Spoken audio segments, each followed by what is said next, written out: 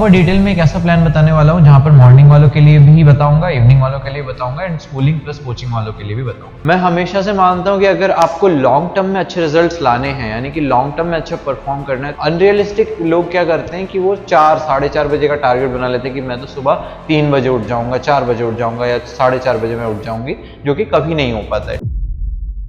Hello everyone, this is Shoaib Aftab. Welcome back to the PCP YouTube channel. और यार आज के इस वीडियो में मैं आपको एग्जैक्टली वो नीट 2026 के लिए आपका टाइम टेबल बताने वाला हूं जो यार आपको एम्स न्यू दिल्ली तक पहुंचाने वाला है। सो यार बिना टाइम वेस्ट किए इसको शुरू करते हैं। मैं यहाँ पर आपके कोचिंग के अकॉर्डिंग जो है पूरा टाइम टेबल बताने वाला हूँ कि यार लेट से आपकी कोचिंग में मॉर्निंग शिफ्ट में क्लासेस होती हो या इवनिंग शिफ्ट में क्लासेस होती हो, तो जैसे भी आपकी शिफ्ट हो डिपेंडिंग ऑन, क्योंकि डिफरेंट स्टूडेंट्स की डिफरेंट होगी। मान लो ड्रॉपर्स बैच है तो उनके कुछ लोगों की इवनिंग क्लासेस होती होगी, एंड अगर आप जो है क्लासेस में आपकी स्कूलिंग होती है अलॉन्ग विद दैट क्लासेस होती है, तो कोई मॉर्निंग बैचेस में भी होते हैं। सो इस वजह से यार प्रॉपर डिटेल में एक ऐसा प्लान बताने वाला हूँ जहां पर मॉर्निंग वालों के लिए भी बताऊंगा, इवनिंग वालों के लिए बताऊंगा एंड स्कूलिंग प्लस कोचिंग वालों के लिए भी बताऊंगा। सो बिना टाइम वेस्ट इसको शुरू करते हैं।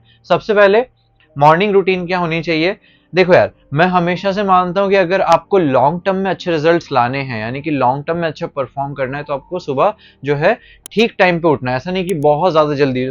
अनरियलिस्टिक लोग क्या करते हैं कि वो 4-4:30 बजे का टारगेट बना लेते हैं कि मैं तो सुबह 3 बजे उठ जाऊंगा, 4 बजे उठ जाऊंगा या 4:30 बजे मैं उठ जाऊंगी, जो कि कभी नहीं हो पाता है। ठीक है, तो 8 घंटे प्रॉपर आपको सोना है। 7-7:30 तक आप आराम से उठ जाओ, रेडी हो जाओ। अगर आपका जो है मॉर्निंग में क्लासेस नहीं है, देन आप क्या कर सकते हो, 7:30 से 9 बजे तक आप बायोलॉजी पढ़ो। ठीक है, इनऑर्गेनिक पढ़ो, मेमोराइजेशन वाले चीजें पहले पढ़ लो। क्यों? क्योंकि यार उस पे आपको ज्यादा जो है, आप जब मॉर्निंग में उठते हो तो आपका माइंड भी बिल्कुल फ्रेश होता है, तो आप जो मेमोराइजेशन वाली चीजें वो पढ़ पाओगे। सो बायो इनऑर्गेनिक आपको तब फोकस करना चाहिए। उसके बाद आप ऑब्वियसली ब्रेकफास्ट के लिए जाओगे। 9 से 9:30 का टाइम मैंने ब्रेकफास्ट के लिए रख रखा है। ठीक है, देन उसके बाद एक ब्रेक लोगे, एक ब्रेक आराम से ले लो। ब्रेकफास्ट के बाद थोड़ा सा आप इसमें एक्सरसाइज वगैरह कर सकते हो, थोड़ा बहुत बैडमिंटन वगैरह खेल सकते हो, या फिर इन जनरल अपने पेरेंट्स के साथ जो है बात कर सकते हो। 10 से 1 अपना प्रॉपर पहला शिफ्ट। ठीक है, ये उन स्टूडेंट्स के लिए जिनकी इवनिंग में क्लासेस होती है, यानी 2 से 8 वाले जो क्लासेस होती है जिनकी, तो वो 10 से 1, जैसे मेरी केस में भी मेरे इवनिंग में क्लासेस होती थी, तो उस टाइम पे जो है आप पहला शिफ्ट क्या कर सकते हो, 10 से 1 का जो है पहला शिफ्ट आप ले सकते हो, जहां पे 1 घंटा आपके 11th के वीक एरियाज में जाएंगे या बैकलॉग्स में जाएंगे, एंड बाकी के जो 2 घंटे वो आप क्या करोगे, क्वेश्चन प्रैक्टिस पे ध्यान दे रहे होगे। ठीक है, क्वेश्चन प्रैक्टिस करोगे, फिजिक्स के करोगे, फिजिकल केमिस्ट्री करोगे, ऑर्गेनिक के करोगे, तो यहां पर आपका फोकस जो है इन पे रहना चाहिए। ठीक है, देन यार इसके बाद कुछ स्टूडेंट्स ऐसे भी होंगे जिनके मॉर्निंग में क्लासेस चलती है, तो मैंने उनके लिए, या फिर मान लो स्कूल है, तो 7 से 1 वाले जो मॉर्निंग वाले हैं, तो वो क्या है, उनके 7 से 1 मैंने यहाँ पे लिख दिया है यार कोचिंग जाओ, या फिर अगर आप स्कूलिंग में हो तो स्कूलिंग अटेंड करो मॉर्निंग शिफ्ट वाले बच्चों के लिए। ठीक है, तो ये हमारा मॉर्निंग टाइम टेबल हो गया।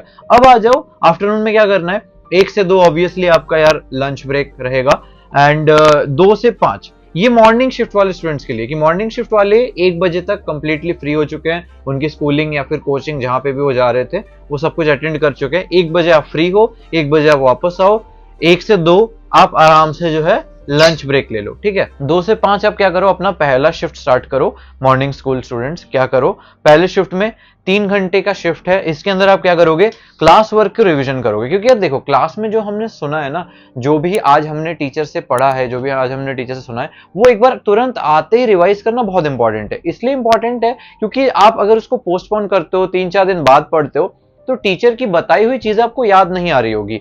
सो अगर आपने उसी दिन ध्यान से क्लास में सुना है, वापस आके जब आप उसको तुरंत रिवाइज करते हो ना, तो आपको एक तो बहुत जल्दी समझ आ रहा होता है क्योंकि आपने उसी दिन पढ़ा है, बहुत जल्दी चीजें याद हो रही होती है, एंड टीचर के बताए हुए पॉइंट्स आपके माइंड में आ रही होती है कि हाँ यार सर ने तो यहाँ पे ये बताया था। तो बहुत ज्यादा जो है आपको फायदा होने वाला है अगर आप सेम डे पे करते हो। प्लस आपको क्या करना है, डीपीपी करना है। ठीक है, डेली प्रैक्टिस प्रॉब्लम जो भी आपके टीचर ने दे दिए हैं, फिर होमवर्क जो भी आपके टीचर दे रहे हैं वो आपको करने हैं। ठीक है, अब बहुत स्टूडेंट्स ऐसे भी होंगे ना यार जो बिल्कुल ही सेल्फ स्टडी कर रहे हैं, जो कोई कोचिंग नहीं अटेंड कर रहे, जो ड्रॉपर स्टूडेंट मेनली ऐसे हैं जो कोचिंग नहीं अटेंड कर रहे, यूट्यूब से अपनी प्रिपरेशन कर रहे हैं। तो उन स्टूडेंट्स के लिए भी मैं कहूंगा कि अब उनका सेकंड शिफ्ट स्टार्ट हो जाएगा। मॉर्निंग शिफ्ट मैंने आपको बता दिया, पहले बायो इनऑर्गेनिक किया, आधे 1 घंटे के लिए, फिर एक प्रॉपर 3 घंटे का शिफ्ट लिया। अब ये जो है प्रॉपर एक सेकंड शिफ्ट है उनके लिए, तो उनके सेकंड शिफ्ट में वो क्या कर सकते हैं, एनसीईआरटी पे फोकस कर सकते हैं। देखो ड्रॉपर्स के साथ दिक्कत क्या है, अगर आप मैक्सिमम ड्रॉपर्स से पूछोगे कि क्यों उनका सिलेक्शन थोड़े नंबरों के लिए रह गया, क्योंकि एनसीईआरटी बेस्ड बहुत ज्यादा उन्होंने क्वेश्चन प्रैक्टिस नहीं की। जब एनसीईआरटी की डायरेक्ट लाइनों से क्वेश्चन आया या एनसीईआरटी बेस्ड बहुत ज्यादा कंटेंट आया, तो वो सॉल्व नहीं कर पाए। इस साल का पेपर भी बहुत ज्यादा टफ था, तो एनसीईआरटी पीसीबी को जो है हमें टाइम देना है 1 घंटा रीडिंग में। अब पीसीबी का मतलब ये नहीं कि तीनों पढ़ने हैं, कोई भी एक, फिजिक्स का कोई भी एक चैप्टर लेके, केमिस्ट्री का कोई भी एक चैप्टर लेके, बायो का कोई भी एक लेके, किसी तीनों में से कोई भी एक उठाना है एंड उसके एक चैप्टर को ढंग से पढ़ना है। 1 घंटा रीडिंग एंड 2 घंटे, 1 से 2 घंटे एनसीईआरटी बेस्ड ही क्वेश्चन प्रैक्टिस करनी है। इसके लिए आप बुक यूज कर सकते हो, या फिर अगर आपके मॉड्यूल में एनसीईआरटी बेस्ड क्वेश्चंस कवर्ड है तो बहुत बेस्ट यही है कि आप अपने कोचिंग मॉड्यूल के ही एनसीईआरटी बेस्ड क्वेश्चंस को सॉल्व करो। उसके बाद 5 से 6 जो है मैंने प्रॉपर एक ब्रेक रखा है, जहां पे आप चाय वगैरह पीने जा सकते हो, ठीक है, एंटरटेनमेंट कर सकते हो, फ्रेंड्स के साथ बात कर सकते हो। अगर आप कोई मॉक टेस्ट देते हो, बहुत स्टूडेंट्स 2 से 5 मॉक टेस्ट देते हैं, अगर आपने बाई चांस उस दिन 2 से 5 मॉक टेस्ट दिया है तो आप मॉक टेस्ट की एनालिसिस जो है आराम से 1 घंटे बैठ के कर सकते हो। अब जो है बहुत स्टूडेंट्स ऐसे होंगे जिनकी शिफ्ट ऐसी होगी 2 से 8 क्लासेस वाली, जैसे हमारे टाइम पे 2 से 8 वाला जो है, हमने 2 से 8 वाले क्लासेस अटेंड कर रखे हैं, तो 2 से 8 वाला जो शिफ्ट है उनके लिए तो यार कोचिंग में ही पूरा टाइम ये चला जाने वाला है। तो ये पूरा टाइम आप कोचिंग अटेंड कर रहे होगे 2 से 8, ठीक है। अब आ जाओ नाइट वाले पार्ट पे।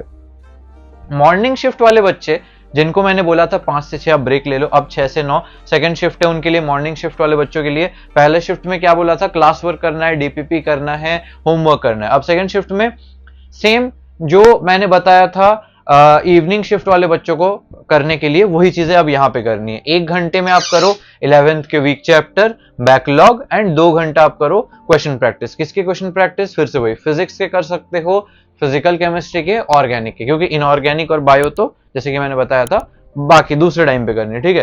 थर्ड शिफ्ट में, अच्छा ये थर्ड शिफ्ट जो है ना, ये इनके लिए नहीं है यार, ये वही सेल्फ स्टडी ग्रुप के लिए, कि सेल्फ स्टडी जो ग्रुप है जो कहीं कोचिंग नहीं कर रहे हैं, सिर्फ यूट्यूब से पढ़ रहे हैं, उनके लिए थर्ड शिफ्ट हो गया। एक मॉर्निंग में हुआ था, एक आफ्टरनून में हुआ था, अब एक इवनिंग शिफ्ट, थर्ड शिफ्ट। अब थर्ड शिफ्ट में आप क्या करो, self study plus YouTube lectures करो आप चैप्टर्स के। मतलब कि अब आपको क्या है, अब आप कोचिंग तो जाते नहीं हो, ठीक है, आप कोई स्कूलिंग अटेंड नहीं कर रहे हो, तो आपको एक कनेक्ट जो है छूट जाता है, तो आप उसके लिए यूट्यूब लेक्चर्स देख लो। एंड पूरे दिन आप खुद से जो है क्वेश्चन प्रैक्टिस और खुद से पढ़ नहीं सकते यार, आपको कभी कभी थोड़ा सा चुपचाप बैठ के कभी कभी सुनने का भी मन करता है कि यार मुझे कोई एकदम स्पून फीडिंग करके पढ़ा दे, तो उसके लिए यूट्यूब पे बहुत अच्छे लेक्चर्स, वन शॉट वगैरह अवेलेबल, आप वो कर सकते हो जो सेल्फ स्टडी स्टूडेंट्स है। तो थर्ड शिफ्ट में आप वाईटी के अच्छे से लेक्चर्स देखो, वन शॉट देख लो, ठीक है। 9 से 10 मैंने टाइम डिनर का रख दिया है। 10 से 12 आप क्या करो, वीक सब्जेक्ट पे अपने फोकस कर लो, ठीक है, वीक सब्जेक्ट कर लो।